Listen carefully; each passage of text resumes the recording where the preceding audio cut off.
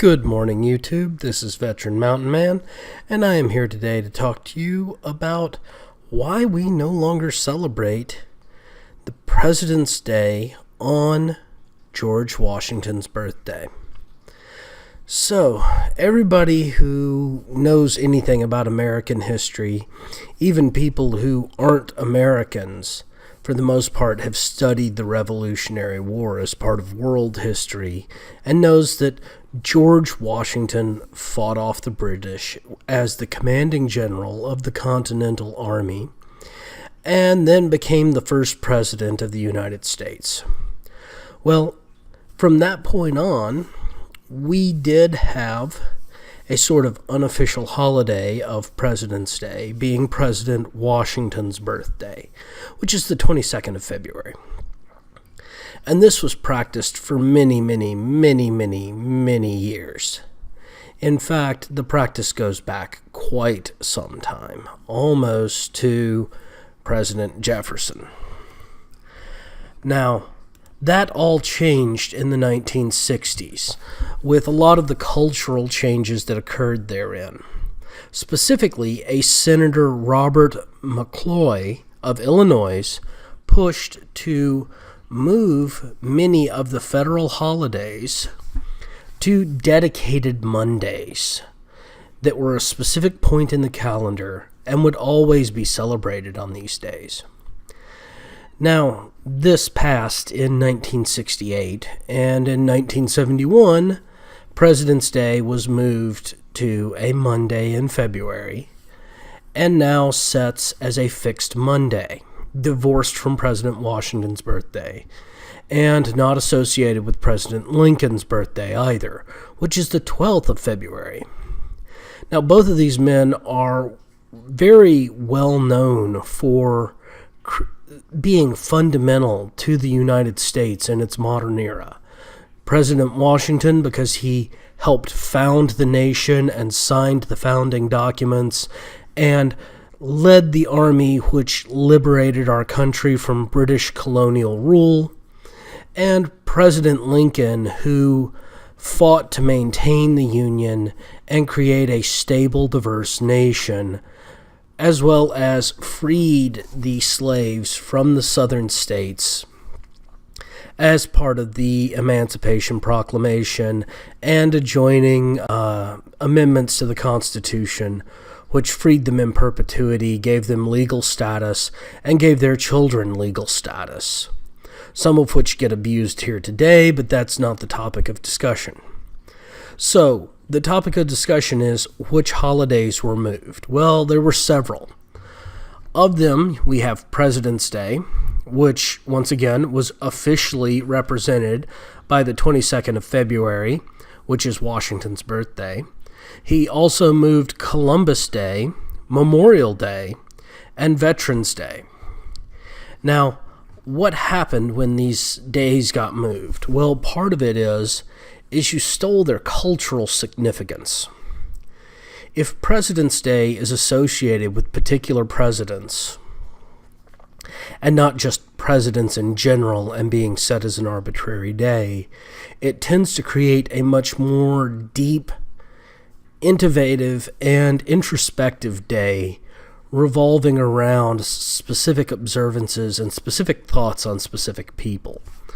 When Columbus Day was moved, it was moved from Christopher Columbus's actual birthday to an arbitrary Monday in September. When we moved Veterans Day, it was moved to the first Monday of November instead of having it directly attached to November 11th. And when we moved Memorial Day, we moved it to a Monday in May instead of being attached to the end of World War I. So all of these days were stripped of their cultural significance by moving them.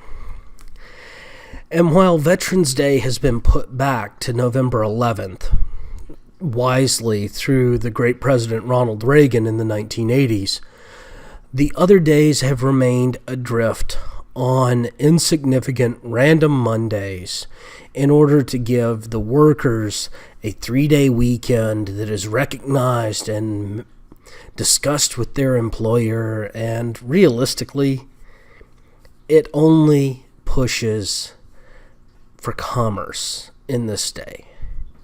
These days have no cultural heritage because of their move. When they were divorced from their significant meaning of establishment, they lost a lot of the cultural significance, because now, instead of being a specific day reflecting a specific person and their ideals and their beliefs, or a specific group of people and their ideas and beliefs, they have become random days of observance. They have become rote ideology days. And while I cannot prove that this senator who did this was pushing to try to destroy some of the collective culture that combines and maintains America as a strong nation, the effect is it did. It harmed our collective culture by removing national holidays that had no religious significance and setting them as cultural holidays without any cultural standing. And so now they are just empty days of commerce. Now it's more likely that people talk about a Columbus Day sale than why Christopher Columbus is observed as a founder of the North American continent and why he is culturally significant to the United States. President's Day is, oh look, there are President's Day sales, thanks President's Day, as opposed to what was it that General and then President Washington did? What was it that President Lincoln did? What was it that President Reagan did? And by stripping these cultural significances and creating these arbitrary days that we then observe things, we damaged our culture. And we're starting to see that damage come to full fruition. People don't care that it's President's Day. All they know is that the shops are going to have something on sale and they're going to go spend money. People don't care what Columbus did. All they know is it's a holiday, and so they're going to get great sales in their retail outlet of their choice. This is not conducive to a functional structuring country. We need to return our cultural significance to our cultural days, and we need to start maintaining some deference for history, because if we do not, we will end up in the trash heap of history, just like the Roman Empire, the Greek nation-states which pioneered democracy and republicanism, the British Empire, the French nation of Charlemagne, the Russian nations, the Ottoman empires, the Egyptian Pharaoh kingdom, even the great Chinese empires prior to the Mao Revolution and the following communist disassociation that created modern communist China. We need to maintain our cultural identity and our cultural understanding of ourselves and stop throwing it away, chasing after a new idea. Because in chasing after that new idea, we're losing where our feet are firmly planted, and we're losing why we are who we are. And that's not necessarily the best thing. Well, I'm glad that you all joined me today for my discussion on President's Day and why I feel we should definitely move it back to President Washington's birthday and observe it as the day it was meant to be. I hope you all leave some sort of comment below if you disagree with me or if you think you have a better idea.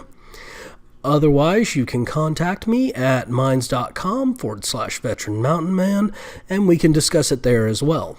Once again, if you like my videos, please like and subscribe so that I know I'm doing the right thing. Thank you all, and have a good day.